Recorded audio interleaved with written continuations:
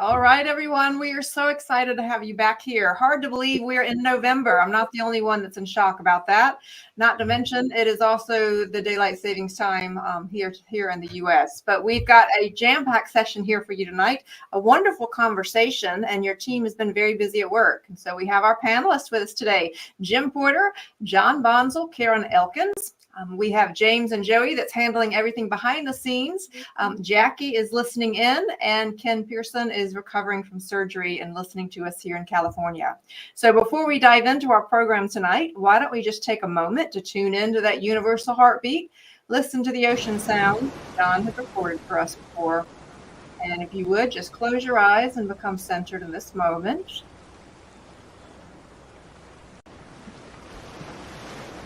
As you breathe deeply in and out, if you'll just bring yourself here to this moment,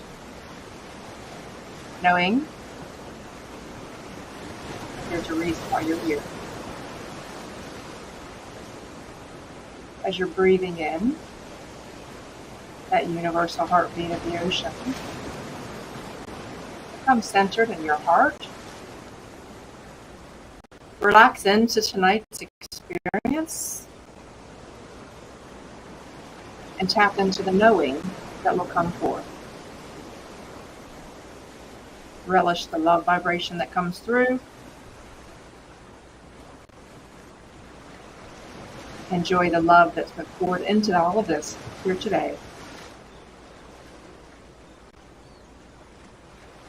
And whenever you're ready, feel free to open your eyes as we begin our journey here today. So welcome everyone, glad to see you. And so as you take a look here, I had a wave actually pop over. I'll come across my social media today. I couldn't help but think about this as someone had actually superimposed the spectrum on a wave, as you'll see there on the screen.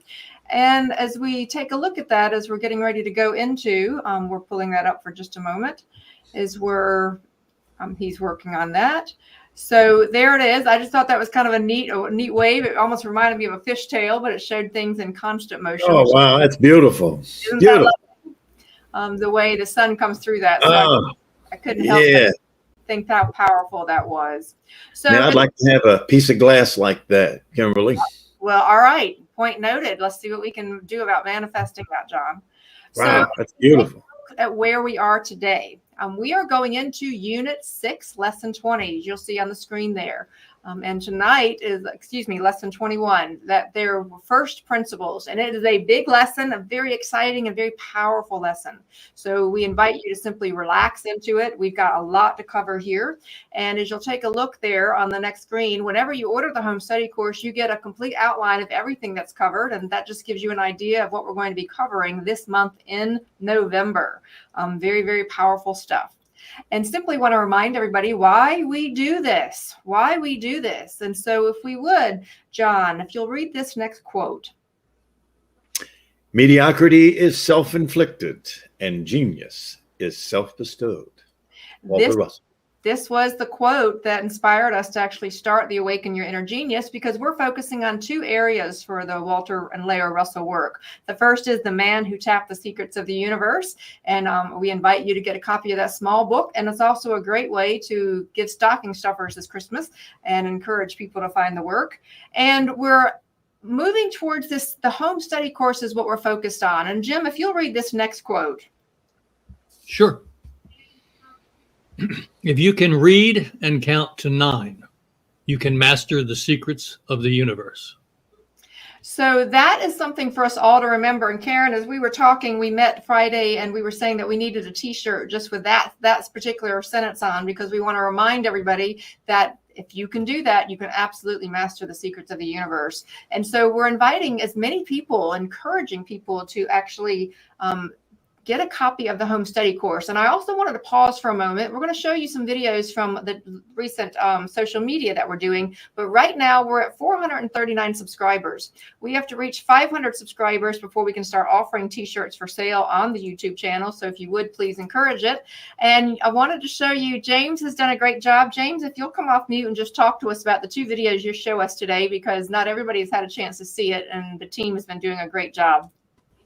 So he's not able to, okay, not able to do that. Okay, can't come on talking. So he's getting ready to show the video. So that's fine. If we could just take a look at this first video. And this was when someone actually receives their home study course. I actually just got the Walter Russell home study course in. So let's dive in and take a look at it together. Wow. Right off the bat, I can see why people are obsessed with this course. It's not your average spiritual study.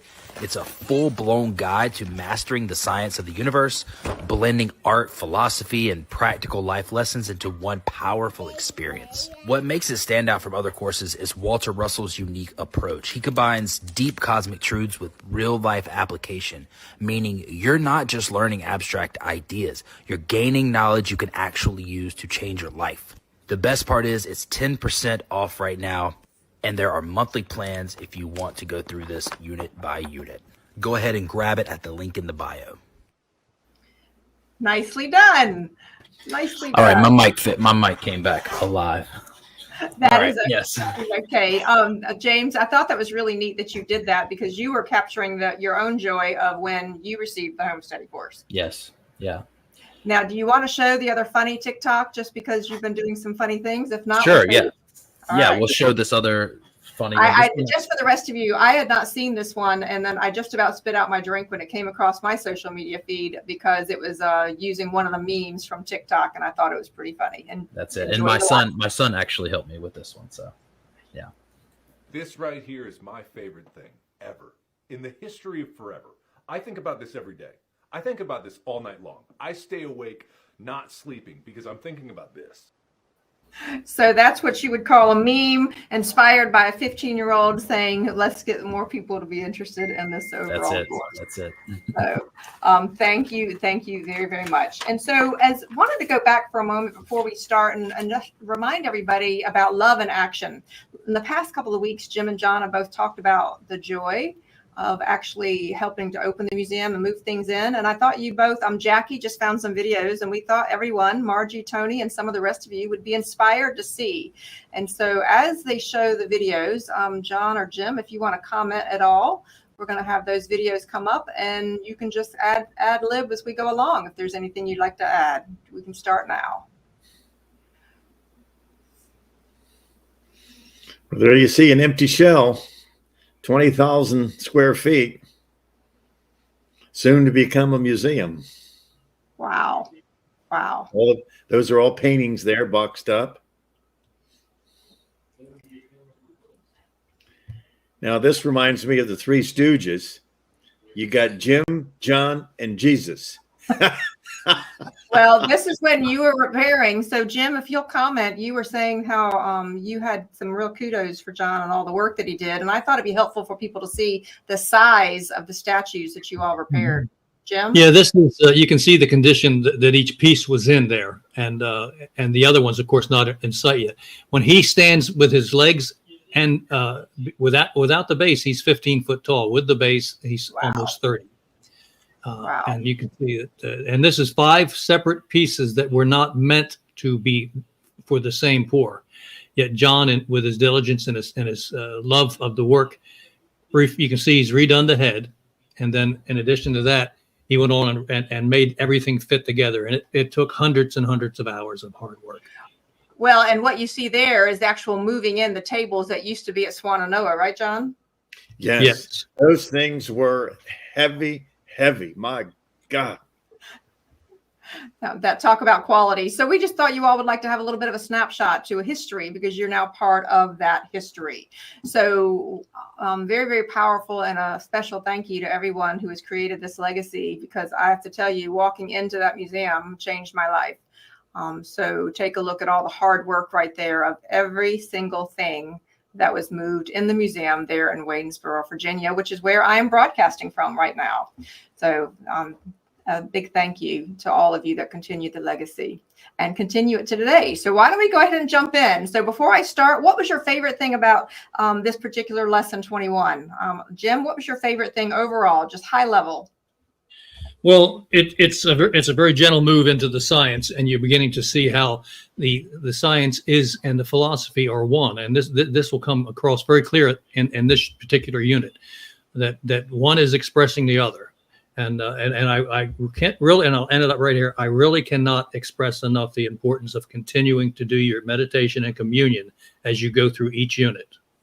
Okay. All right, John, just high level. What was your favorite thing about studying this? And I'll share mine as well. Well, what stands out to me is how Dr. and Leo were absolutely brilliant in setting the stage for what's about to unfold here. So they did the preparation, units 1 through 5. All right. And now it's time to roll up your sleeves, and we're going to get to work now, so to speak. So All that's right. what. Yes. That's actually what I saw. And I was so, Karen, just a quick comment from you. High level, what was your favorite thing about going through this particular lesson?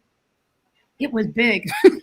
and in it was, I was doing a couple things during the week when I was trying to come up with lots of visuals for many different things. Everything converged and everything was basically saying the same thing, which we are light. And it kept showing over and over again, whether it was water stuff I was doing, or this, which is Walter Russell's work, which has to do with water and the wave and how everything is imprinted in the universe cosmically with the same geometry as above, so below. It was so cool. Okay.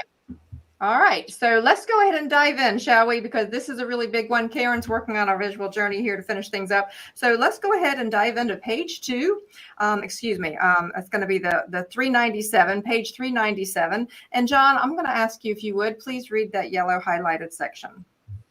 In the first 5 units, we have purposely laid the foundations for a better understanding of God, the nature of God, the relationship of God to man, and to his universe. Would you continue, please? Yes.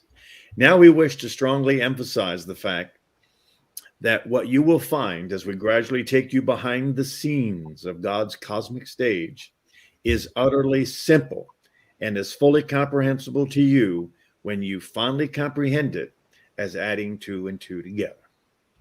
So I love this next part. Please do not for a moment say it is over your head or that you cannot understand it, for you can understand it. Remember that new knowledge always seems over your head.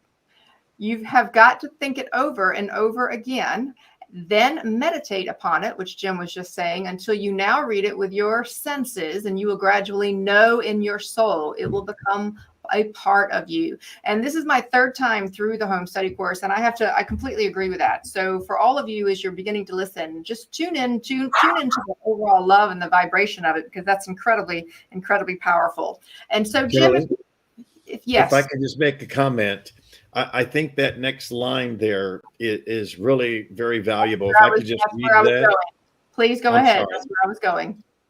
The more you can think cosmically instead of sense physically, the more you will find yourself using God's mind as your mind and God's hands as your hands. And I think that's important. If people can think and know that there is no separation between you and God, the only separation that exists is what's in your mind. But once you start accepting your oneness with your Creator, these principles that the Russells are sharing with you, they truly do open up to you, and then you'll have that epiphany and you'll go, oh my God. Yes. When even I was going into relationship with the words today, and they were incredibly powerful. And so I want to go on to where that blue arrow is, and it talks about that all geniuses are enabled to to become a master of creative expression by being able to make the shortcuts to achievement that all geniuses are enabled to make because of their cosmic knowing.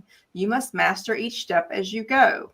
Each idea as you absorb it by going back to it time after time until you begin to wonder why you could have ever thought, any part of it difficult, for its seeming complexity will lead you to the most surprising simplicity. And I thought this was beautiful. They continue to drive that home. And again, on the next bracket section, it says we must accentuate the fact that God never allows more than half of nine for any action of man or universe. And so man or nature. So we're going to go to that. And so John, you were talking about this earlier when the green brackets, please. I'm going to keep going at a pretty big clip because there are so many out of this. Well, what you're going to hear us talk about later on is the cosmic pendulum, the cosmic clock, if you will. And so the Russells earlier on there in that line, it said, if you can count to 9, or if you can add up to 9, you can master the secrets of the universe. All right. So that statement that was in those brackets, it stated that 4.5 swings of the cosmic pendulum belong to you. That's God's free will that you had been given to do anything that you want. But the other 4.5 swings of the cosmic pendulum belong to God, Creator. So, but let's simplify that a little bit. So God gives you 4.5 swings. Says, here you go. You know how Rush Limbaugh used to say genius or brilliance or something on loan from God? Well, that is a very true statement. So God gives you those 4.5 swings, says, here you go, do whatever you want with it. And so I was actually intrigued, John, because as I was reading today, I had my hands out and I was thinking, I had to wonder, we have 4.5. So it really almost, when you think about this, 4.5, absolutely. So right there in front of us, I was thinking, isn't that fascinating? I had never really thought of it that way before. So let's keep going, because I'm going to have you all comment that there is so much, and we're going to get there, Miss Karen, as we go through. So we don't have halves anymore. We just got halves. No, it's a little part together. Those have to go together. So they're in 399. If we'll come down there to where the purple heart is, please. And so what it says here is this, as we get there. Okay. It says, the great teacher is not angry or wrathful when his pupils fail in their lessons. He forever reaches out to all things with that compassion, which is a part of love, which reaches out to man in the foxhole, man in the prison, or in a slave camp, or the wounded lion, forever saying, seek me, know me, be me.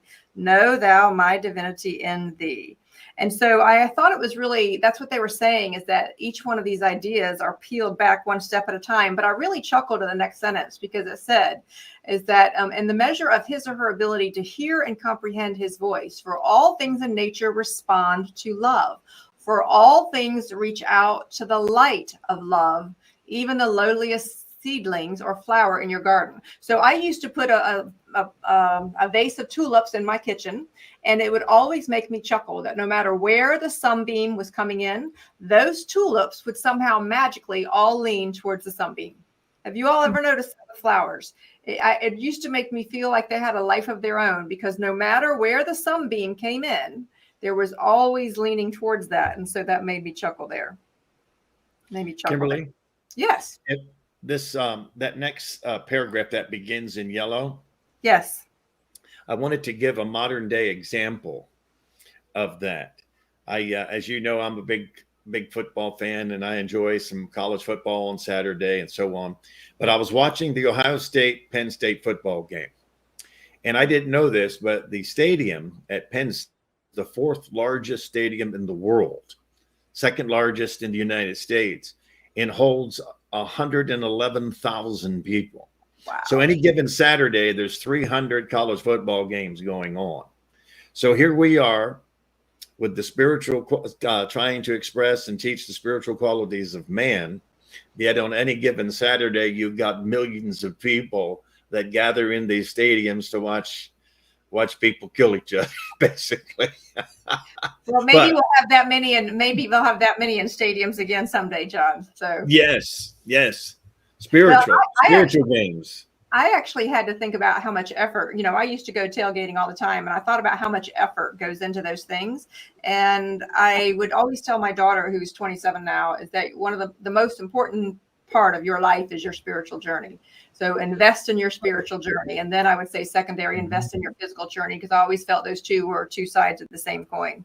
But let's go ahead and anchor down. Hello, Dee. Hello, Karen. Hello, Christy. So glad to see you all. Sending you much love. The first big concept of all of the ones in this particular one is on page 400. So John, I'm gonna, there's a couple of things there. So we'll scroll first of all to that little light, the little highlighted line above that, James. It says this, it says the action and reaction of the pendulum creates the product called time. So we come back to this pendulum. We'll talk about that more, but the divine trinity there in that big circled highlighted section.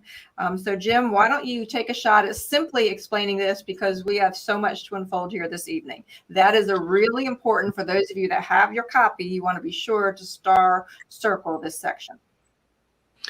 The divine trinity consists of God, the undivided father mother of creation, and the two divided father and mother pairs which constitute creation. The following diagram will give a more dynamic illustration of it. And the diagram is very simple, as you can see, and very well put. In the center, in the beginning, at 0, you have God. Now you notice that the father and mother divided, that make up the divided universe, the father, mother natures, are both at 0 too. Because when they are balanced, they express divinity. When they know their balance, when they're not in conflict with each other, they know their divinity. And that's the beauty of this chart. Divinity unexpressed in center, divinity expressed through father-mother love. All right, so we're landing that because we're going to continue. This is really important because what they're going to do is build the cosmic pendulum, the pendulum for you as we're going along here. And so as we scroll down, notice the wave. I hope you all don't miss that. Creation consists only of light waves. So if we can begin to just anchor that. So we now understand we've got the mother, father principle of God. The creation consists only of light waves, okay? And so as we go into the top of page 401, so please know, everyone, that we're going to stay at a big clip tonight because there is a ton of very important information. So John, why don't we go to that circled section where, again, they bring up what Ken often calls the 3 omnis, very powerful words. Mm-hmm. We shall gradually arrive at full knowledge of the one omniscient, omnipotent, and omnipresent mind being, which is God, creator of all the universe. That one life force is the universe, and you are the universe because you are that light force. Now, there's a big one. Mm-hmm. I mean, try accepting that. May I back up just a moment? Sure. You know, I don't know if it's Catholicism or whatever religion does the Father, Son, and the Holy Ghost, right? And so what we just gave mankind was the true Trinity. There's no male, right? It's Father, Mother, God, Father, Mother, and then the reuniting of that. So there's no two males. So I just thought it was important to just kind of show that differentiation. It is, and there's a method to my madness, to my dear panel. So there's so much as we go through this. This is 30-something pages of deep concepts, and so I want to build on. So one of the things that it's hardest to do with Jim and John, who have been students of 50 years, is the fact that sometimes they already have been through the whole course and back many times. Before we continue, I want to ask everybody, if you would, that's listening here, just go ahead and write in the chat box the 3 omnis. Feel free to write the 3 omnis or write down your favorite of the 3 omnis, although they do all go together. As John was just saying, the Trinity, they're 3s and 3s and 3s. So a lot to be said about the 3 omnis, and those are 3 words that are really important for you to anchor in your consciousness here, because that's not really a word that those words really aren't ones that we hear all the time together. So that's important for us to note that here. All right, so let's continue as down that page. And there are 2 paragraphs there I want to bring up to the attention. And Karen, just let me know. I'm not calling to you yet because I know you're working on the visual journey. So just send me a note whenever you're ready. But it says, like your body, God's light wave body is ever changing, living, dying matter in motion, just as your body is ever changing, living, dying matter in motion. Your body, which is God's body, is motivated by a pulsing heartbeat of rhythmic breathing inwardly and outwardly. Inwardly and outwardly. So let's pause for a moment. Every time all of us breathe, we're literally manifesting this sentence right there. We're living this sentence. Is that fair enough, Jim, John? Mm-hmm. Yes, absolutely right. Okay, so in the breath, something incredibly powerful, which is why we see so many meditative practices go back to that. Hello, Bruno. Hello, Frank. Hello, Debbie. And it says yes, Karen. Karen, you had a thought? I did. It's interesting. I think when we think of the universe breathing, we actually breathe together. So when we look at the oceans, it's 75% of our oxygen. When we exchange the carbon dioxide with the trees and back and forth, we're breathing together. It's this symphony. So it's not just that we're breathing. Even the cosmos, when the galaxies exchange, and everything is breathing. Literally everything is breathing. Everything is breathing. So it is an intimate interchange with the whole cosmos all the time, and that's something we don't think about. All right.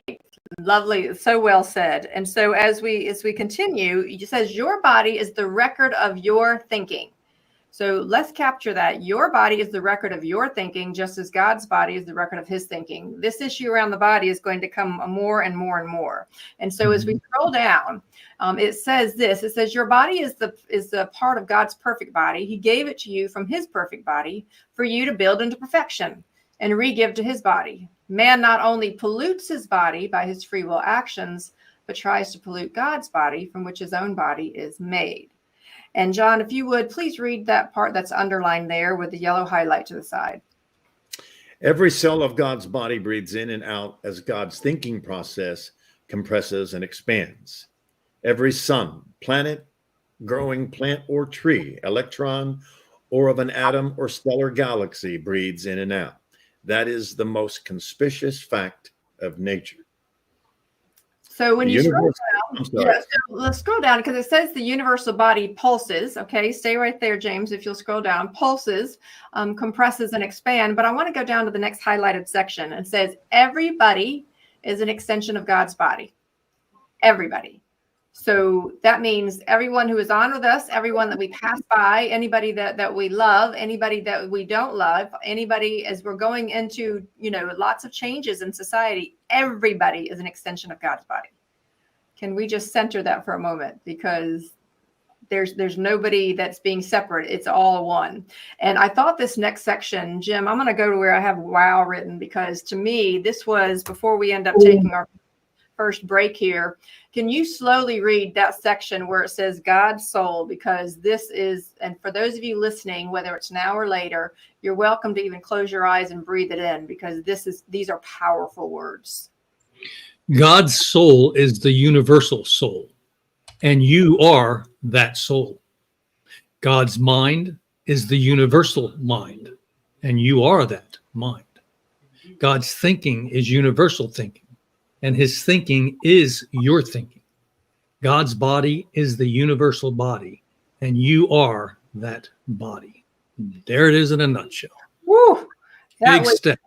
You could just feel the power of those words. And then I wanted to pause for a moment, because what I have highlighted in green, and this is what was really got me about the Russell work, one of many things. And it says that it's regrettable that there is no word in our language which conveys the father-mother meaning and forces us to use the masculine pronoun he in reference to God.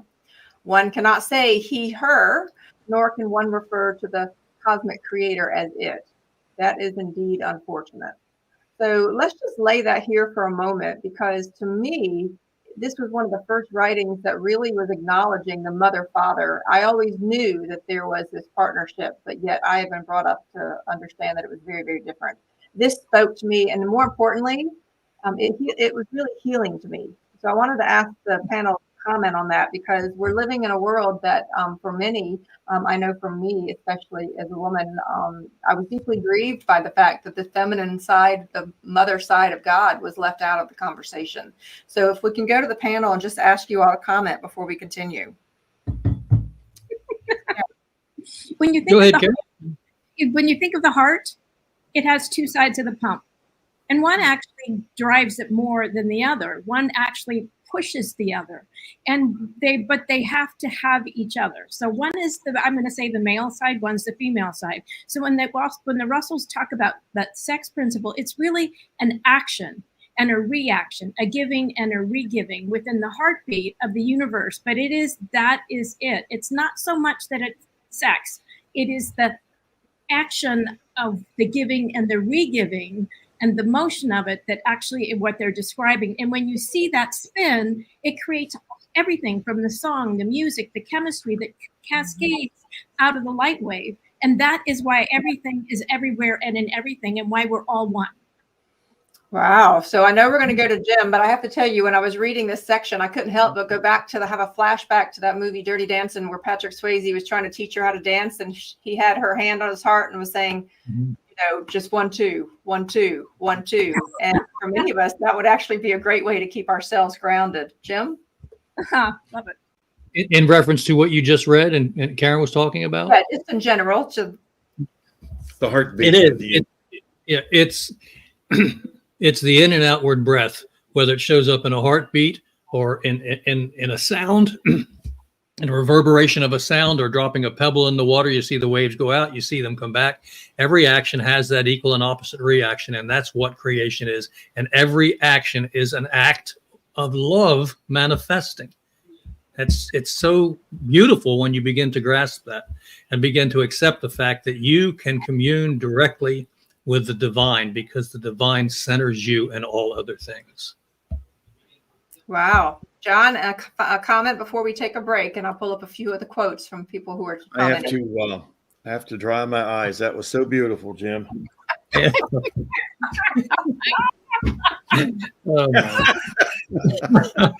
It was. It really was. What I would like to do, Kimberly, is make a suggestion to our audience that if they would start assimilating terms. Now, here we're talking about breathing, right? So when we breathe in, we're taking oxygen in, all right? And if you can study the lungs, and you'll see how that air is then compressed. Compression is male, compression is red, and that's how our body generates heat. Okay, that's what causes our body to heat, is that compression. And then the exhalation of carbon dioxide, which is a poison to us, but it's the life force to trees, is the female, the expansion.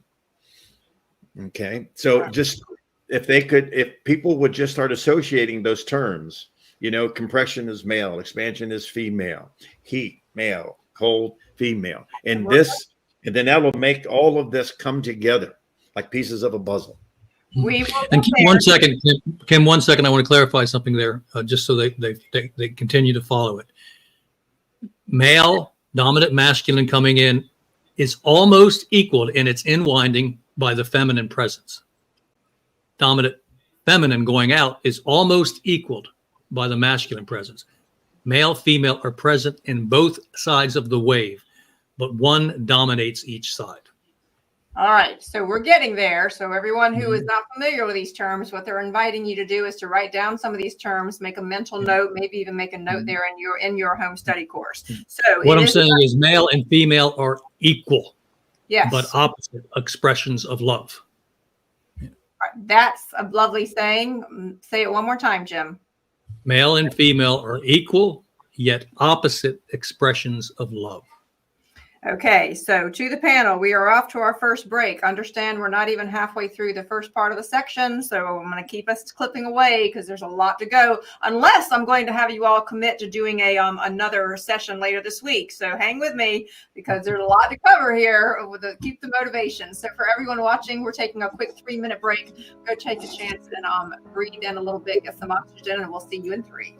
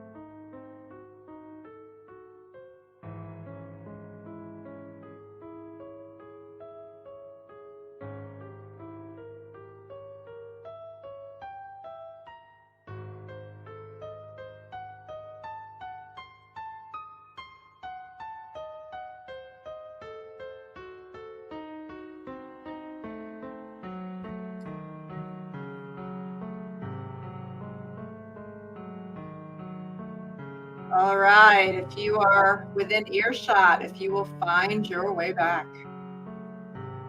Find your way back to our time together here today as we continue our conversation. Our 3 minutes is officially up. 3 minutes go by fast, so I guess we'll all have to start time bending to make them go longer. So here's the thing. I'm going to go ahead and skip down to the bottom of page 404. It was a big challenge for us as we were thinking through what to cover for all of this. So I pulled some things out. To the bottom of page 404, it says this. As he scrolls down, keep going. Okay, right there. So therefore we say to you that you should write the desire deep into your soul through your heartbeat, so that you would be enabled to vision the universe as a whole. And notice that whole is all in caps, with you yourself as the center. Think of your desire as God's desire expressed through you. And as you gradually learn to think that way, God comes ever closer until there is absolute oneness. That's very poetic. Yeah, very true. Very, very poetic. And so as we continue to this next page, I'll ask for some comments here, is because in the bracket, the purple bracket, it says that when you know it, nothing prevents its fruition. For all the power of the universe is yours to command, to bring that desire to fruition. So let's just pause there for a moment, because that is a pretty powerful statement.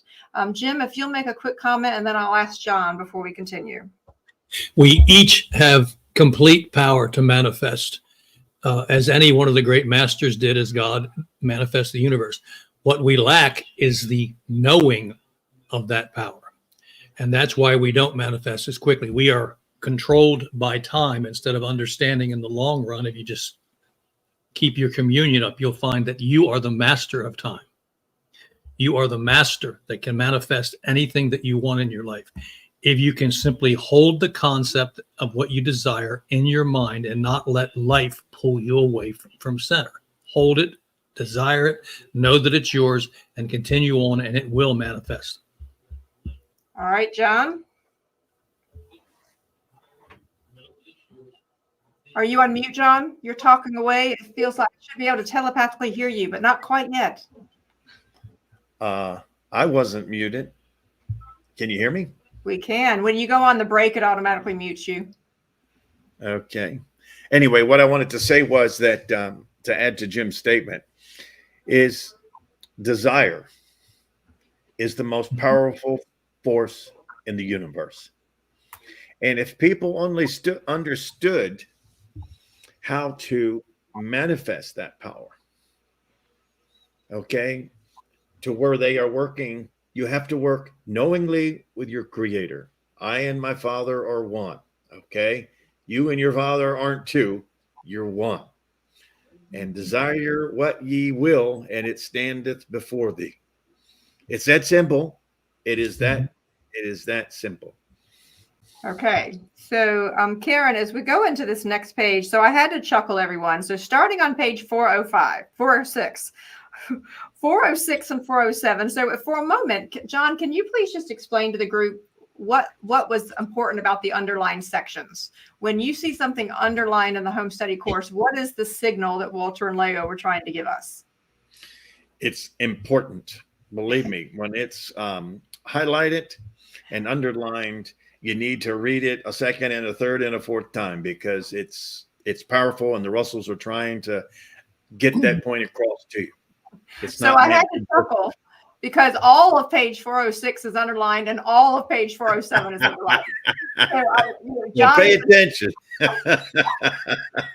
I want us to spend some time here, because this was really, really big. And when I looked up those pages, they're one of the few pages that I've seen where almost the entire page is underlined. So in essence, they're shouting that information. Yeah, back in the days when they were typewriters, they had typewriters. Yes. They didn't have highlights and the way to make words bigger. It was all the same. Mm-hmm. So it was talking about the more you can lose your individuality by thinking universally. That was what was above. And so it says at the top here, the more you can do this, the more you are thinking cosmically from your inner cosmic conscious basis. Therefore, the state of cosmic consciousness will be ever awakening in its power of the inner perception through the seat of sensation and finding rest in its centering light of consciousness. Now there's a mouthful. It was. Truly. So as you're all listening to this, allow it to drink in, and don't expect that you might actually get it all. Please know that this is an awakening. You actually know this deep inside. But why don't we go ahead into that first two sentences really after where it says first principle summarized in postulates. John, if you'll start with the creator. The creator is the all-knowing mind of undivided, still, and unconditioned invisible light of the mind. The creator is mind only. Now, that is like, you've got to be able to grasp that. So when people say, oh, well, what is God and who is God and whatever, God is mind. And what is mind? Mind is thought. Then that's all there is. Period. All right. So, more, or are you gonna? So let's pause for a moment here because Frank has a question, and he says this. He says through meditation. So Frank says, "What is the seat of sensation, and is that through meditation?" So who wants to tackle that one? Well, the seat of sensation is you, that microscopic dot of light that is centered in the pineal gland. That's your seat of consciousness. That's where you are centered or seated in this body. And your center of consciousness is never separate from the mind of God. Your mind, God's mind are one. That's why the home study course is all about going inward versus going externally. So that's the difference that we're listening to. So Karen says in her comments here, she says, I get it. I think the rest is hard to understand, resting in the peace of God. So, okay. So as we continue here, Jim, are you still with us? Are you working on technical difficulties? I'm still here. I've lost my camera for some reason. You lost Can you hear me? I will reboot it. Let me say here briefly, Kim, one of the things that we want to work on, and it becomes clear through your meditations and your silent communion, is when we think things or state things, we need to be very aware of what and how we say things. Yes. For the person that says, oh, I could never do that. Oh, I'm in a hurry, so I can't do this, or I can't. These words have got to go away. Mm-hmm. You can manifest anything you want when you know it unquestioningly. And I'm talking about, you can clarify and clear the way for a peaceful drive to work by giving it that thought body and not thinking a negative about it. And these are habits that as you form them, they clear your life and they give you great peace within. Well, and the important thing about that, Jim, is that we have a lot of J's. We have Jim, John, Joey, and Jackie. So, and then we have Kim, Karen, and Ken. So, a lot of J's and K's in this group. So forgive me. I feel like my grandmother every once in a while calling out everybody's name. But even Ken and I would have these conversations because when we say things like, I am tired, or I am frustrated, or I am something, when we declare those things, we are sending out a thought wave into the universe. And really, really important. That's part of why this whole journey is about us learning to take more ownership for what it is that we say, because we literally create our reality. I did want to go back, though, to something you see where I've noted on Unit 1, and it says this: the pulsations of mind thinking are concentrative, decentrative sequences expressed in light waves. So before, I know that sounds big, but I want to go back to an image that you all already saw back in Unit 1. This is how also, if we'll pull up that image on slide 25 here, and wanted to remind everybody that when you go back to this particular page, this is already what they were talking about, is decentrated, how do I say that they're concentrative, decentrative sequences. And so this is that inward outward breath, is it not, John? Yes, it is. Okay. And those spinning top examples that you have too, Kimberly. You know, you spin them and then you'll see the one it compresses, then you spin it the other way and it expands. And that sequence is happening simultaneously throughout the universe, nonstop.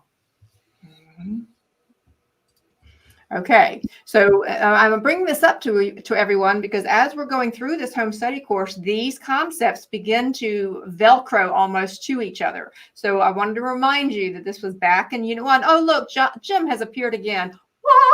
All right, good news. I desired to, and so it was. And so it was. All right. So I'm going to go to this here to the bottom here, where the bottom of page 406, because there's two more areas that we need to land. And again, there's so much here. So scroll up. Okay. This is the universe of rest from which all motion springs. And I have it circled and highlighted yellow. There is no death in all the universe. There is no death in all the universe. And in fact, when you interact with Walter and Leo and Russell students, they will talk about when people, what we say past, have actually, you all say refolded. We all say refolded. Why? It's the seed of the soul that you refold into. So they say that you refold into the seed of your true reality. And that you're an eternal being. You've been in and out of life in many, many bodies for thousands of years. You've been male, female, you've been father, you've been mother, you've been grandfather, you've been grandchild, you've been every form of humanity that you've met. You've done wondrous things and you've done horrible things as we slowly learn the lessons of creation and life and discover the divine within us. And none of it is evil. It is imbalance. Yes. If you're extremely imbalanced, that's what we call evil. If you're off center a little bit, we call that, annoying, or that person is lost. So it's start to work very hard, if you can, on changing your thinking and seeing someone's action as an unbalanced or action from someone who doesn't know. Well, and that's doesn't mean really, you don't hold them responsible, Kim. You do hold them responsible for their action, but you don't hate them for their action. so I'm going to encourage everybody to please go back and study page 407 especially. So I'm not going to spend the time here right now because we've got a lot more to cover, but 407 is a very, very important one. But go ahead and scroll down. And there's an important phrase on this next page, 408, and it says, that which you can see, you cannot know, and that which you can know, you cannot see. So John, comment on that right quick, because I hear a lot of Russell students refer to this phrase. Idea manifested is what you can see. You have thought manifested, idea manifested, you can see by the senses of your body. Okay. So you talked about that, like when you go to an antique place, you end up seeing ideas manifested everywhere. That is correct. So that is sensation, right? Now, I can't know those things, but I can see them. Now, that which you can know, you cannot see. So knowing is the same as mind. And mind is stillness. And the reason that you cannot see stillness, because there is no motion. Your body, your senses cannot pick up the vibration of zero. Okay. So let's just lay that there. I don't want to go too heavy into this. And so Karen, I wanted to have you just read the section in blue here, because this is where they got into a section called axioms. And it says the realities of life are, and there are 5 things which they state. Okay, I need to go to that page. There we go. The reality of life are balance, love, truth, energy, and the law. These are the qualities of mind which you can see, which you cannot see. You can only know them. The unrealities of life you can also alone see, for they cannot be known. The realities are our qualities of mind at rest. The unrealities are qualities of sensed matter in motion. All right, so let's go back to that first sentence, because to me, I really thought that was pretty powerful. It all is powerful, but the realities of life are balance, top of the list, love, truth, energy, and the law. So what is the law referring to, Jim? Well, all of those are one thing. They're all balance or love. And we just break them up into multiplicity to help explain them to each other. So the universal principle, the universal law is balance, and balance is love. And when you have balance and love, you have truth. And when you have balance and love expressed, you have energy exchange, bodies expressing balance and love, and that is living the law. Okay. Nice. Karen? Nope, you want to I think he's. Nope, I just made it. I just thought that was nice going, Jim. And the beauty of that, Kimberly, and the beauty of that statement is that you could also go back to front and it would be the same thing. True. Well, I wanted the law we're talking about here is natural law, is it not? Yes. Yes. Natural law. So that's part of why the title of the home study course is the way it is. It includes natural law. So I think it's really powerful for us to be sure that we slow down. And what I was so appreciative of the sentence is the realities of life are balance, love, truth, energy, and the law, because we keep being told here in this reality that the realities of life are success and all the material goods and all the things that so many of us at a heart and soul level, we've known that wasn't the reality. And yet we've been on this, it feels like sometimes swimming upstream of trying to say, wow. So I wanted to simply just have us there for a moment. Let me say something here. The reason the Russells use the term unrealities is that anything that is in motion is an illusion. And that's why it's an unreality.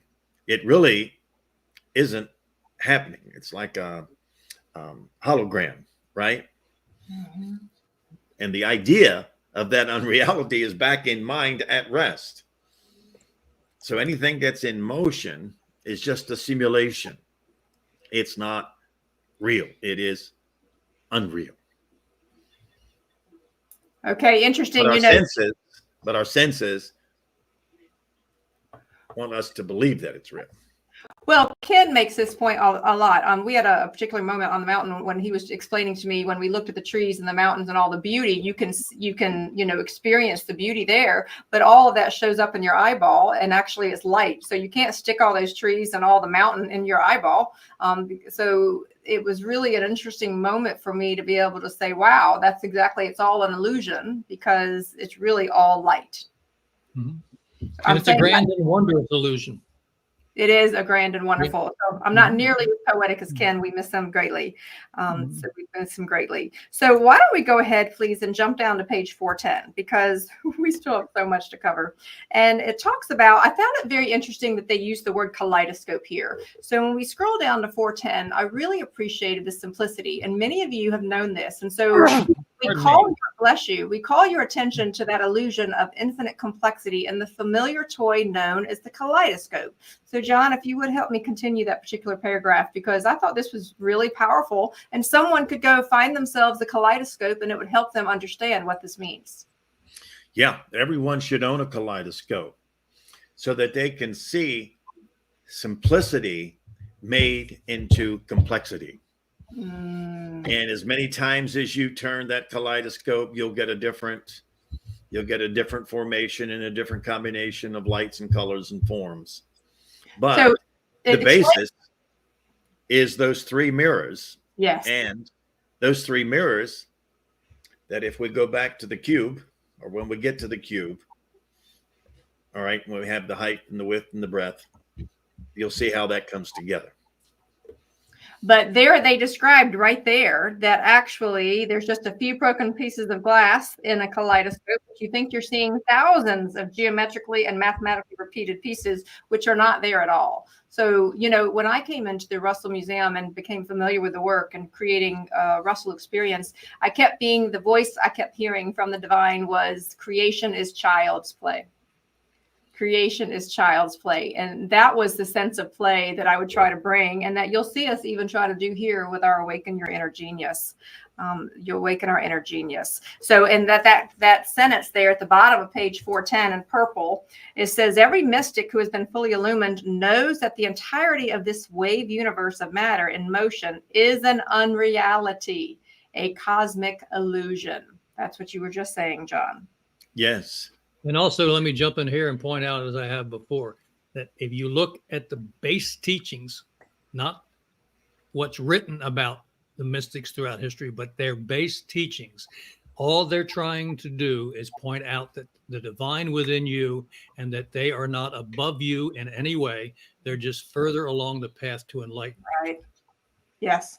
So I want to go down to where there a little bit farther there on page 411, and you'll see where I have the word written discussed, because I want to talk about this particular paragraph about where we are. So if we'll scroll down a bit on page 411, and it says this. It says the next thing to knowing all things is to comprehend that timeless flash of cosmic light. So if everyone listening can write down in the chat box, timeless flash of cosmic light. Notice they have cosmic and light capitalized, which is God's inner voice, endeavoring to make you know all things by telling you of his kingdom of light within you, which is the source of all knowing and all power. Okay, so let's pause for a moment there, because I personally, Kimberly Faith, I genuinely believe that we are inching closer to where more and more people are waking up on the planet where they're going to have this flash of cosmic light. So that was part of what my heart was telling me, John, when I first walked in. And I said to you, it's important. It's time. We've got to explain to people. Thank you, Frank. Frank wrote down timeless flash of cosmic light. I said, it's important that we reach more, because people need to understand that this is coming. You remember that conversation, When Tom? you read Yes. the course here, if I can jump in for 1 second, when you're reading the course, whether it's the first time through or another, and we ought to do as John and Kim have both said, if you don't get something you just read, stop, pause, decentrate, and come back and read it again. As you read something and it jumps out to you and you have that moment, that aha moment is, I understand, that the Russells make very clear is what an illumination is on a tiny scale. So you're already being illumined step by step every time you understand something is a truth, and you go, wow, that's an illumination. So it's not something that you're not familiar with. You just are not quite ready. In most cases, many are, to have the grand illumining into illumination or Christ consciousness.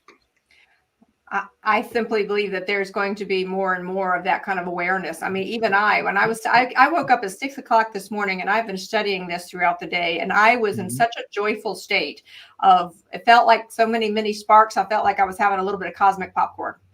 Yeah. And all being ignited by this work here in this lesson. And even Karen and I talked multiple times, and she was like, this is a big lesson. It's important, Karen. Yeah, no, it's been actually this and the next one are amazing. And I will say for myself, sitting here doing the study course the first time with you guys, my mind has been more, I'm going to say, cosmically connected than it's ever has. And it's really been really fun to witness the work and listen to you guys, and to actually go and check out for a little bit, decentrate. And I just say, wow. So I'm understanding it at a much bigger and deeper level. So thank you, gentlemen and lady, and lovely lady. I love that. I'm actually going to ask James to come on board, because James has been through the Russell experience. He's been to the museum, but he's also starting to go through the home study course in more detail. And James, you said something earlier today that even, you're on mute at the moment, but even when you went back to Unit 1, what were you saying is that you were reading it multiple times for the same reason? Yes, I think I've gotten to Unit 3, and then once I got the full thing, I started over, and I have read Unit 1 about 3 times now, and each time I thought, did I catch this the first time? Because it seemed like the first time I recall when I went through it, I was totally out of my element. I just felt like this was a new language, and the second time a little more was unveiled, and the third time it felt like it all started becoming much clearer. So I can see why they recommend reading it every single year. I can only imagine that becomes even more true in the later units. Can you imagine what it would be like over 50 years, James? I'm going to find out. There you go. So last thing I want to Whatever you do, don't end up looking like Jim after 50 years. Then you know that you made a wrong turn somewhere. Oh my goodness. Let's see. Let me put myself beside him. I can see There it. you go. There you go. Yeah, young Jim. Jim and John are cousins, by the way. So when you hear them razzing each other, it is because they have been their cousins. I do want to land one final thought before we take our next break, though. And if we'll go down to the bottom of 411, where I have an orange highlighter, it talks about that if the great miracle of cosmic consciousness ever comes to you in its fullness, instead of gradually, stay right there, James, is coming. This is what you will realize and know. You will instantly know that you are one with the undivided still light of all-knowing mind. You will instantly know that state of ecstasy which never changes in the God mind, which is utterly devoid of human emotions such as anger, fear, wrath, impatience, and other emotions, which appear only in bodies that are unbalanced. Scroll up. You will keep going. But never in the stillness of the Creator's mind. Immediately, all sense of body and sin and evil will disappear, for you will become mind in which there is no sin or evil. You will know the thinking of the knower to be the two of the pulsing heartbeat of the knower's thinking. Wow. So drink that in during our 3-minute point of decentration, and we'll see you in 3 minutes to continue our journey.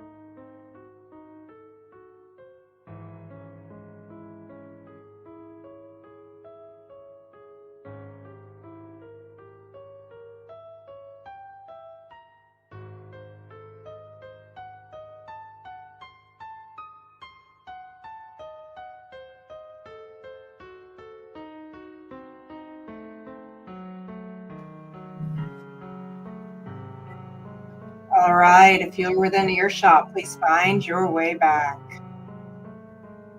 Find your way back. Such an honor to be on the journey here with all of you. I want to pull up Deb Tompkins' comment. Really appreciate you, Deb. She says this: all that you are doing is so empowering as you share these teachings. The multiplying energy of sharing the understanding of the Russell teachings is an amazing gift. Thank you, panel. And we would say the same thing to you, Deb, is saying thank you for being there as well. Hello, Carolyn. Hello, Frank. We're so grateful for all of you. Now, whenever we reach the point on the evening, there's always decisions to make. So I am going to jump ahead a little bit, but let's pull up Bonnie's comment right quick before I jump ahead. Bonnie says this: I'm wondering about all of those that have not had the resources, not the resources of the study. Does God have a way of covering those not so privileged with some form of cosmic consciousness? So let's talk about that. I do want you all to know that on the philosophy.org website, for those of you that do have concerns, you are able to apply for a scholarship to get your own copy of this course. But John, what do you want to say to that? Yeah, I mean, that's a good point. And there are means in which the university does make the home study course available to you. Now, it requires a few moments of work on your part, but if you will fill out the application online and just submit it, as president, I don't think we ever turn down an application, because it's wonderful to see the reason, because you have to give X number of reasons of why you feel that you're worthy of it. And it's wonderful to read those. So I would encourage anyone that's listening that needs a little assistance. You will not be turned down. Just go through the motions of applying for the application and you'll get a home study course. So, and for the rest of us that are able to, this is, you may even want to sponsor a home study course for someone, but do remember that is part of why we're such a fan of the book, The Man Who Tapped, because this is a small way. So Bonnie, I genuinely believe, dear one, that the cosmic consciousness, the universe does align for those things to come to us. And it might be that they end up listening to videos like this. Maybe they join some of the events, but this is, this little one is only $12. And this little book, for all of you right quick, I have a personal desire to place The Man Who Tapped in the hands of 1 million people. That's Kimberly Faith's desire. I have stated that multiple times, that's really what I'm hoping, that my work can help just ripple through the universe. And Jim, why is this a good little book to start with before we go to page 415? Because he explains in the book what his illumination was, what his childhood was like, how he grew into his illumination. It did not come to him all at once. It came to him in yearly flashes from the time he was 7 until he was 49 when he had his grand illumination. It was a process, and we're all going through a process. And in answer to Deb's question, for those people that may never discover the home study course, that still small voice, is commonly known of the divine, is always communing with you. Yes. Voice is small, not because it's a small voice, because you have little understanding of what it is yet. And it will never force itself on you, but it will always give you that little nudge from time to time that makes you stop and, wow, is this a good decision? You know, I had an illumination last year where I was actually shown that we all have that light that connects. Okay, we're very aware of that. And I was saying to them, well, there's many people that aren't quite sure how to plug into that. And exactly what you were talking about, Jim, is that when you make a choice, the universe aligns to support that choice. But it does mean that you have to do your half of the equation, right, John? Mm-hmm.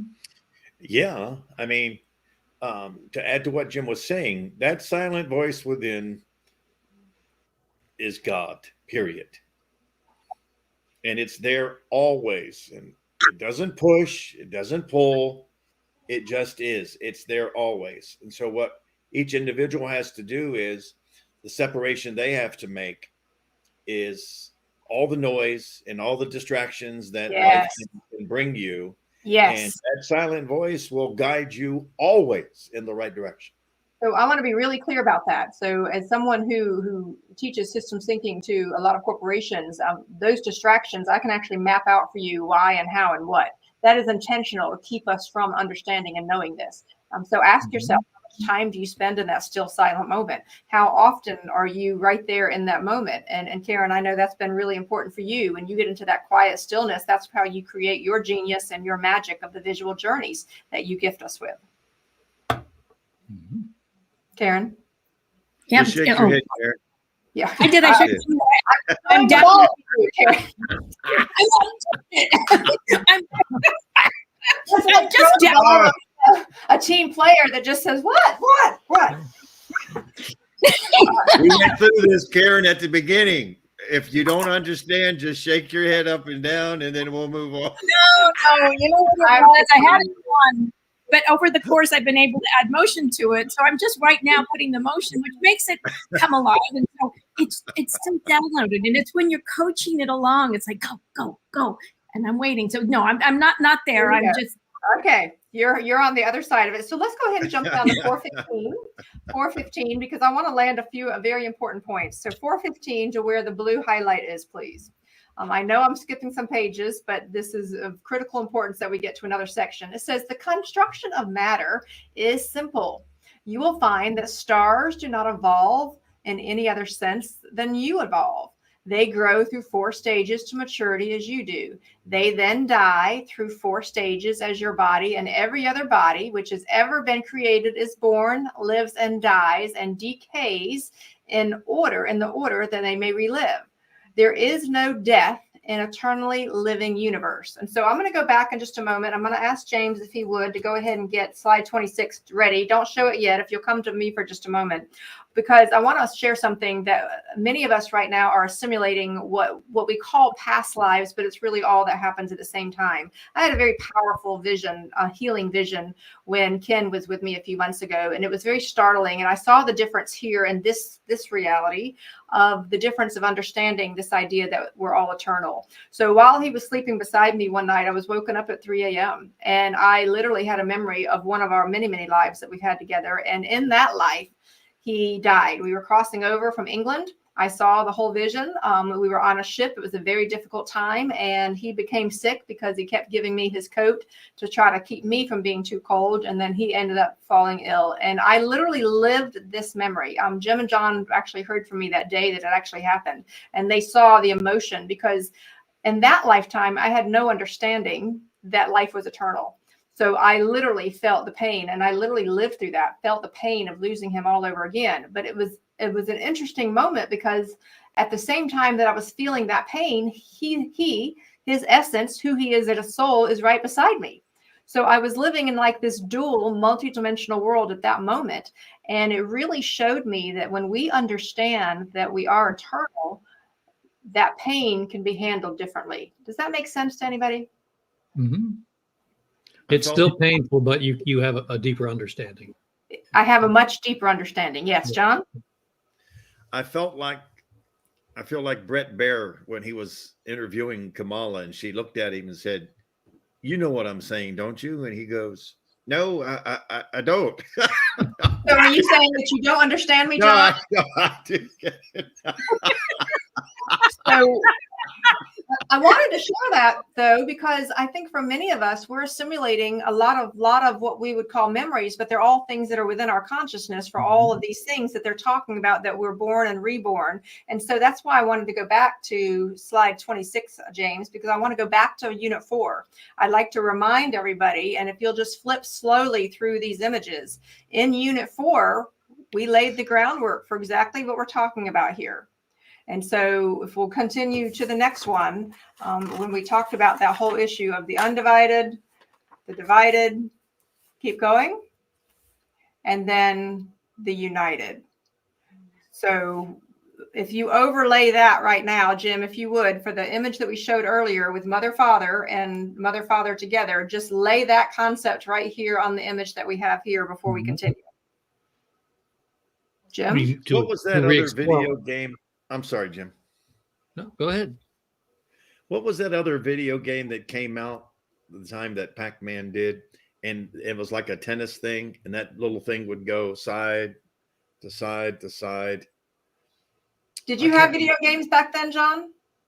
I didn't. But there was video games back then.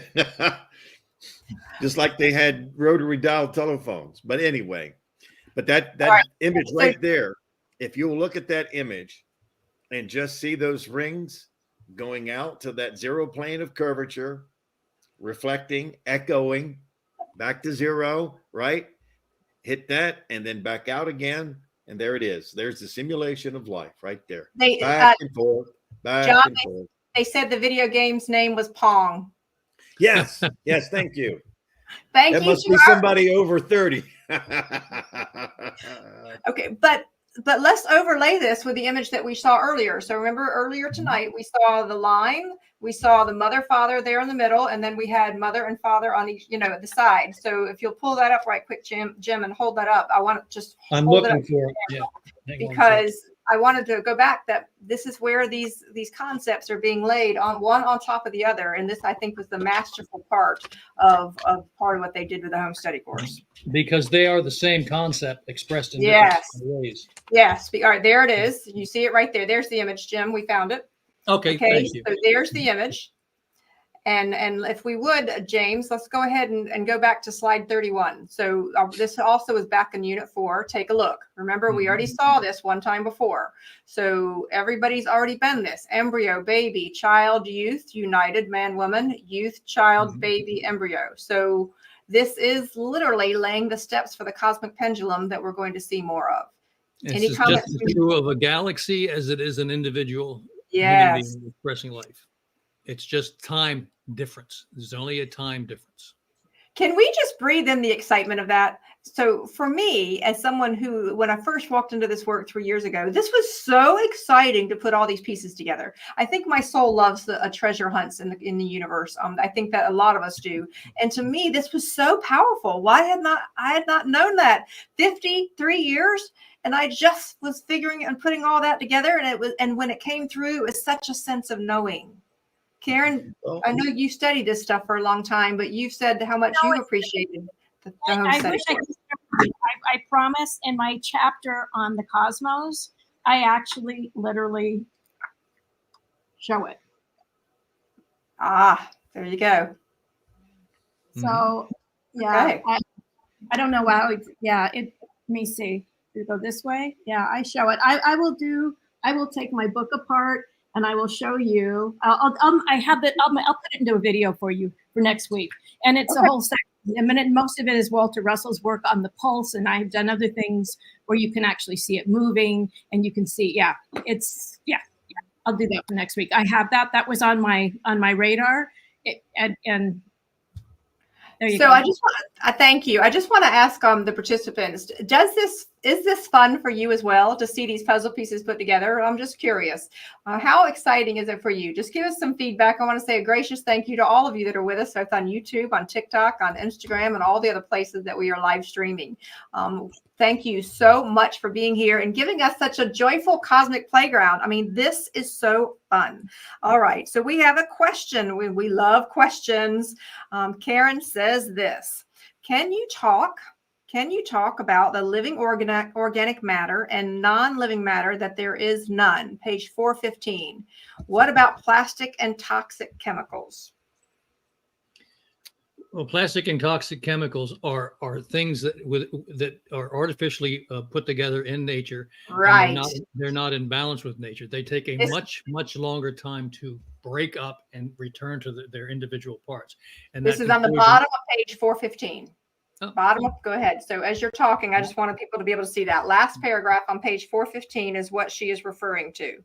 It says, the mystery of matter shall disappear when the search for the line demarcation between living organic matter and non-living organic matter shall have revealed that there is no inorganic or non-living matter in the universe. All matter is body, and all bodies live and die, breathe in and out, pulse with their own heartbeat.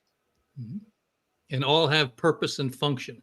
But if they're put into if you're put into a situation where something is out of its position of balance and it is extreme, it becomes what we would call a poison. And it starts to break down bodies instead of build them. It's on the death side of the cycle, and which is radiating outward. And I pointed out before, look at me. My body is on the unfolding side of the cycle. I'm no longer youthful. I no longer have round cells in my body. They're beginning to oblate. I'm re-giving this body back to God who gave it to me. I, who center this body, have not changed and will not change. I'm the same divine light of source that I was when I got here, and I'll be the same divine light of source when I leave. And that's absolutely true of you and every other body there is. That's why it's important for us to learn to utilize this wonderful vehicle that we have, but do not let it utilize you. Well, so this is actually one of the reasons why over the past 10 years, I've been encouraged to do a lot of fresh green juicing because, and I was being encouraged from my journey was to go away from some of the things that were non-living. That part of when if we want to raise in consciousness, so many of us have been encouraged to eat more things of the light. And that's because it's a more balanced process. And you know, the juice place that I get these from every week, they're like, why do you drink like so many juices every single week? And it's very funny because what I tell them is it just has to do with consciousness. Has to do with consciousness. So, all right. So we're down to the last 10 minutes. I want to be very, very deliberate because there's some really important things for us to land. If we will go ahead and go to page 416. Do remember 7P, we have a comment right quick though. Says this, I see this more with connect the dots wherein they both still make a picture and they fit like a puzzle. So yes, I love that. I totally love that. It's like a big cosmic puzzle. All right. So let's go here. Sorry, I'm having a little bit of technical glitches here. If one of you would please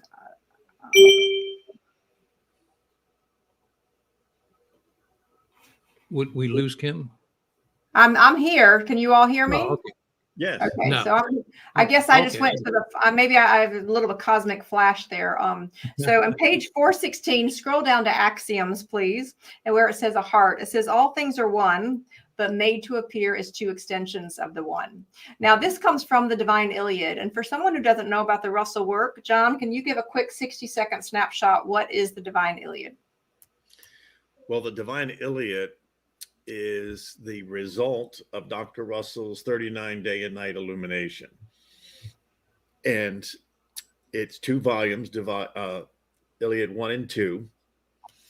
And this is where Dr. Russell, I believe, between the 2 books, it's 30,000 words that he wrote down from his illumination without a correction or an erasure, directly from mind. Now, it is, it's like reading Shakespeare, the meter of which the Iliad is written. It's a little difficult at first, but once you get into that rhythm, it flows beautifully.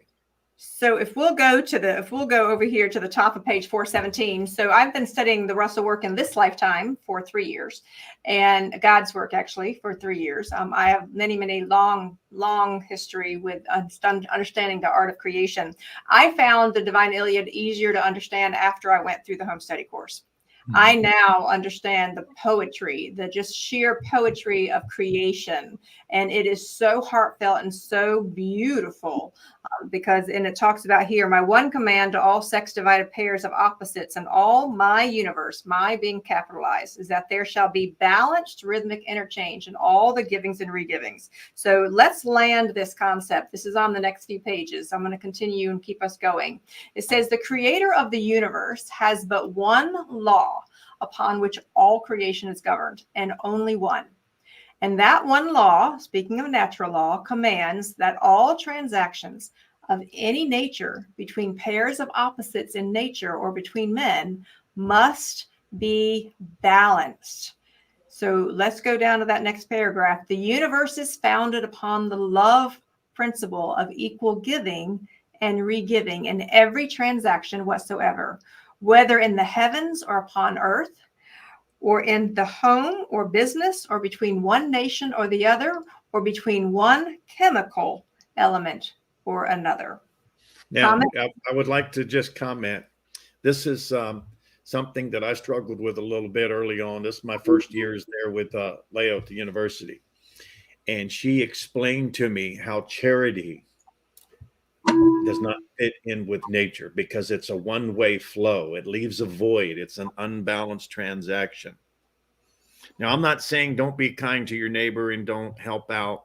And when you give, you will be re-given. But the concept of charity does not exist in nature. Nature is always balanced in its giving and re-givings. Interesting. Okay. So let's scroll down a bit here.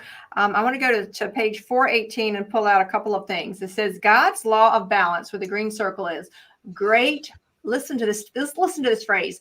Great art is simple, My universe is great art, for it is simple. Wow. Wow. How many of you who are listening right now have thought about the universe as great art? To me, that just gave me chill bumps. I found that was absolutely incredible. And if we'll scroll down to where it says balance, this next phrase that we're getting ready to lay down here is a really, really important one. It says, if man needs, now, John, I always hear your voice when I hear this. So if you would, you have repeated this to me so many times in these few years that we've been interacting together. Please start with that balance and go through that section. Okay. Balance. And if man needs 2 words to aid him in his knowing of the workings of that law, these 2 words are balanced interchange. If man still needs more words to aid his knowing of my one law, give to him another one, and let those 3 words be rhythmic, balanced interchange. No messenger of the light has yet given this law to man, for man has not been able to comprehend it. If he had been able to comprehend it and practice it, he would have built a balanced civilization instead of a chaotic one. That's pretty powerful stuff right there. Whew. That is. And when you scroll down to where I have the yellow highlight, it says this: no matter what happens to your own little universe, you will know what to do with it. So that's what they're saying, is that once you understand this natural law, you will understand how universes are created on a micro level and a macro level. So Deb, I want to bring up Deb's comment right quick. And we see you, Sam. So good to see you. And Judy, love that. But Deb Tonkin says this. When we were asking, she says, yes, after over 50 years of studying esoteric material from scripture, Kabbalah, Rosicrucianism, etc., it wasn't until I found the Russell teachings that I discovered foundational understanding. And she goes on to say in the next comment, foundational understanding through the Russell material. You know, I love that, Deb. And part of, for me, is I find that the Russell material is almost like the outer rim of a puzzle, where all the other puzzle pieces that we've had in this lifetime kind of come together. That's what I find. So rhythmic, balance, interchange. Our encouragement is to actually meditate on those words, because that is very, very powerful. So let's go ahead to the bottom, please, of page 420. I'm mindful of time. There's always so much to cover. Oh my goodness, it's so much fun. And it says the agony of unbalance. Life itself is a transcendent adventure. At its best, it is tremendously difficult. It is a huge mountain of unknown height whose top is hidden in an unpenetratable veil, which every man must climb. And from that upward journey of life, there is no escape for anyone. And I thought that was really a neat way to say it. Jim? What would you like me to address? Just comment about the fact that this is the transcendent. I mean, this is a transcendent adventure. Well, it is, and we've been on it for millennia, and along the way we get these wonderful rests in between, which we call death, and the opportunity to inhabit a new body and have a new approach to things. All of these things, to me, at this stage, are gifts. A young man, when I had fear of pain and suffering and death, they weren't gifts. But now I understand that pain and sometimes suffering and death are opportunities for us to learn, to balance things out. Yeah. If you have an imbalance in your body and it's causing you difficulty, you want to find out what that is. If you're overweight and you want to balance your weight, you want to find out what you're doing to unbalance it. Everything is simple, very simple. And that's why those 3 beautiful words are there. Rhythmic. Balanced. In fact, I find that a way to practice what they're teaching here is, at the end of the day, ask yourself, where was I imbalanced today? And when you ask yourself, you know, whether it's stillness or motion, whether it's silence or busyness, I mean, in everything, you can ask yourself, where am I in balance? 7P, I would like to have that comment pulled up. I think that speaks very well. And 7P says this is when the magic happens, in my opinion. For the universe, love the way he spelled it, Y-O-U. Karen spells universe, U-N-I -first. But for the universe must balance with giving, with no expectation, with equal reciprocity from anywhere to balance out. Whew, that was a lot. She says, I'm open to new information. Yeah. We're Well, right and she's along. absolutely correct. The universe will balance every action, with a reaction that you put out there. It's not punishing you, nor is it bending over and breaking the universal law principles for you. It's allowing you to experience that which you create and learn from it. Free will is a wonderful thing, and it can be a very destructive thing if you don't utilize it properly. That's in the common term saying we can be our own worst enemy, right? So Yes, very much so. I And lost. and our own God, our own divine. Yes. I lost 100 pounds 18 years ago because the first part of my life was incredibly unbalanced. And that came out in a very big unbalanced way, things that I would still be paying for today. So as we think about all things, it's that issue of balance. And if we'll go ahead to the top of page 423, it continues what you just said, Jim. Let me jump in here for 1 second. Remember when you were showing the videos of us working in the museum? Yes. And you saw that heavier me in the pictures? I've done the same thing. I've lost 75 pounds. Wow. Through discipline, seeking balance. Seeking balance. Yes. Seeking balance. Everything which happens to us is good.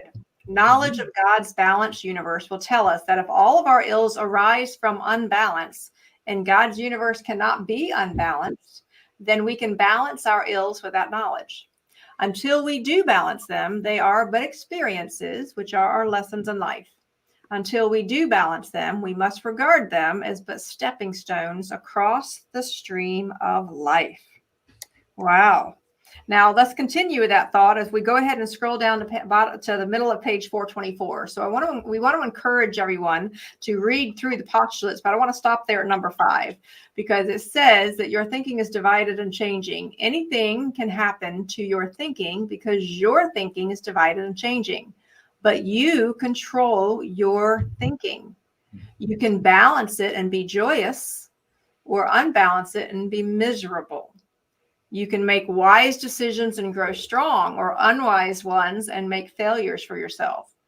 You can steal for your greedy self and be shut away from man, or you can give of your loving self and be honored by men. Your thinking is under your control. Your thinking expresses your desire. You are what you think. There's a t-shirt for us. You are what you think.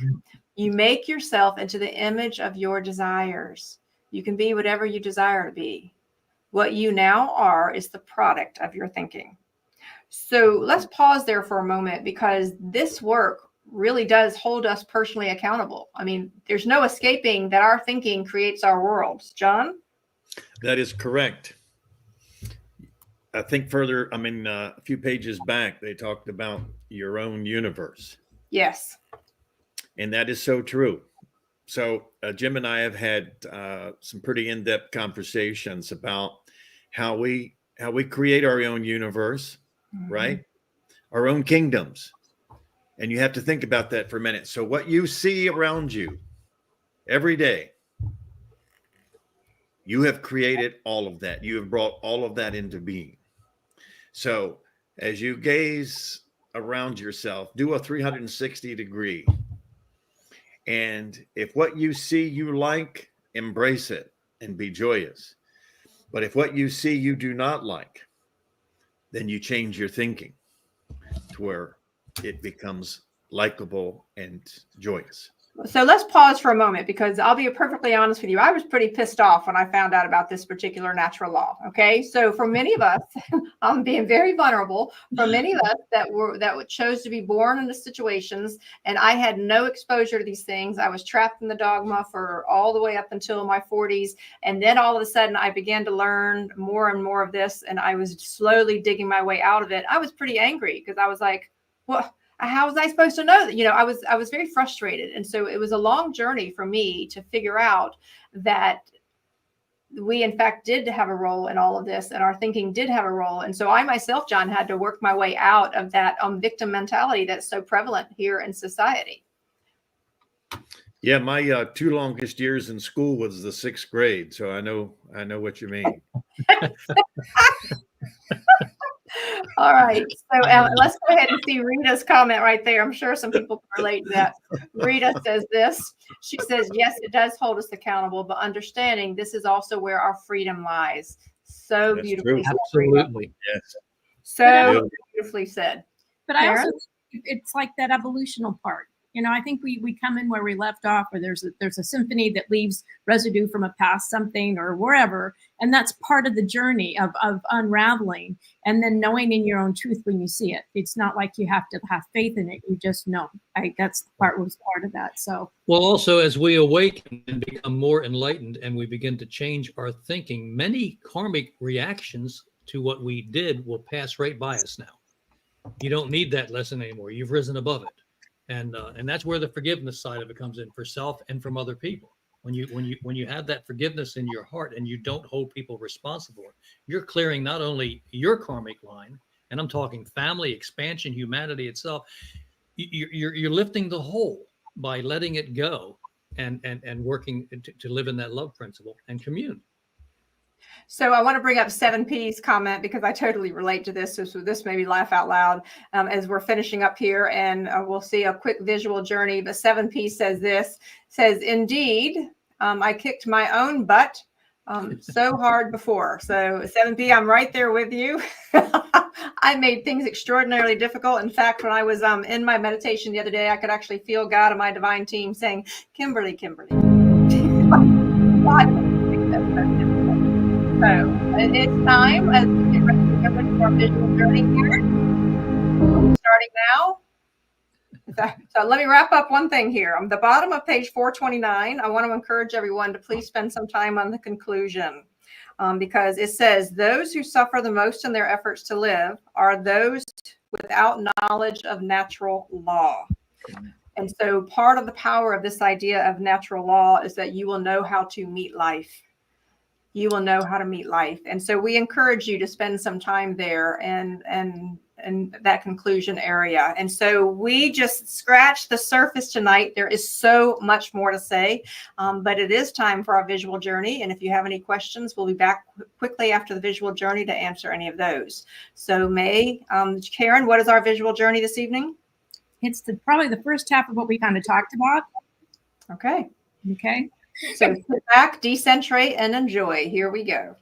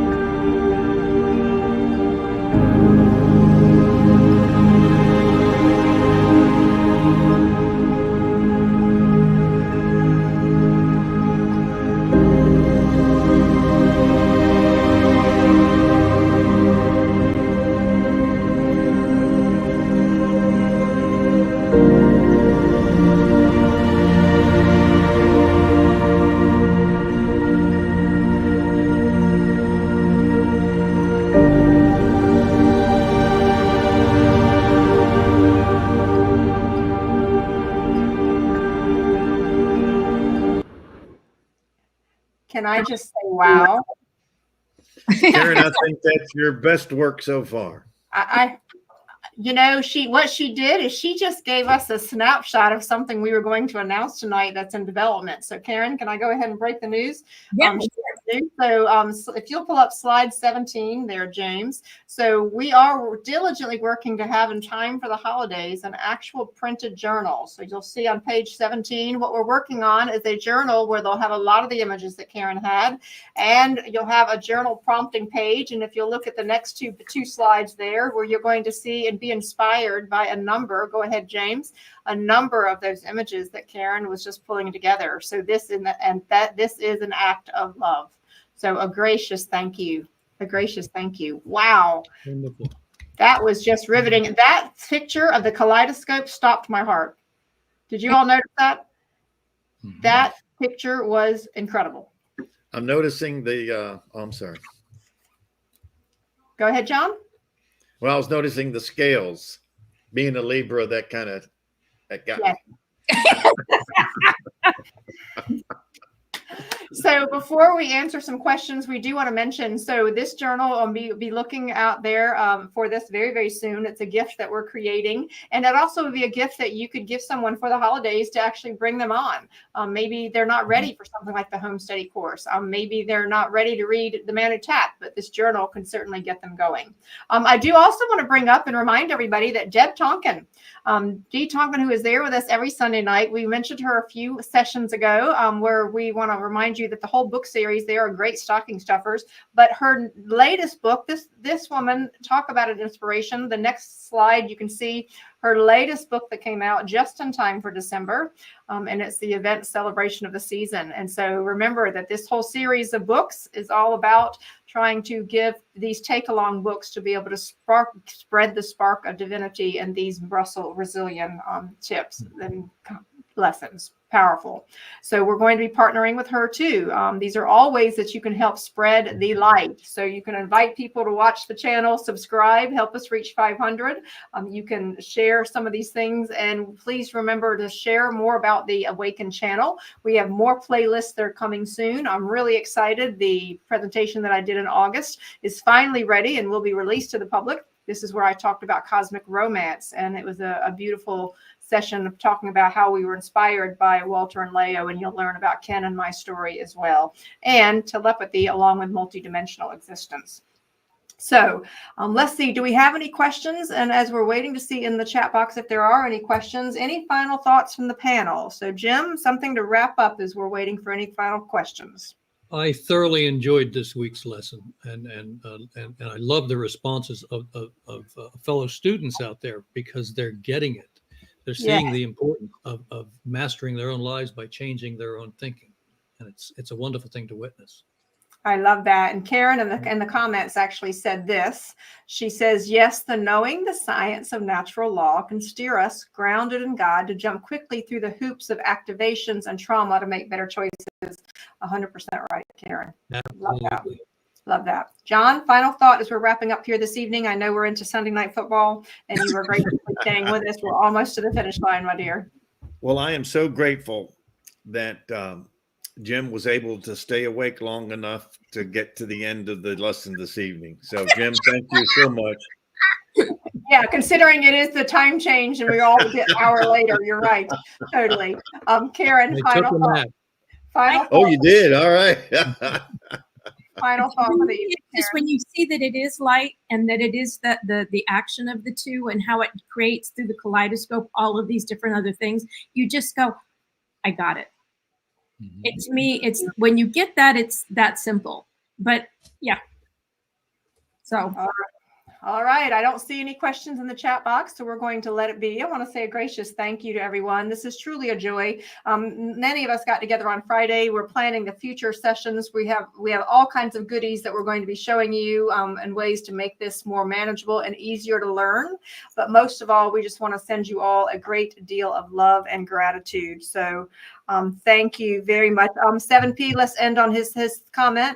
It says, faith creates science, and the more digs, the more one finds. Isn't that the truth? So here is to constant digging. And there is John in one of our upcoming t-shirts, the Cosmic Thinker.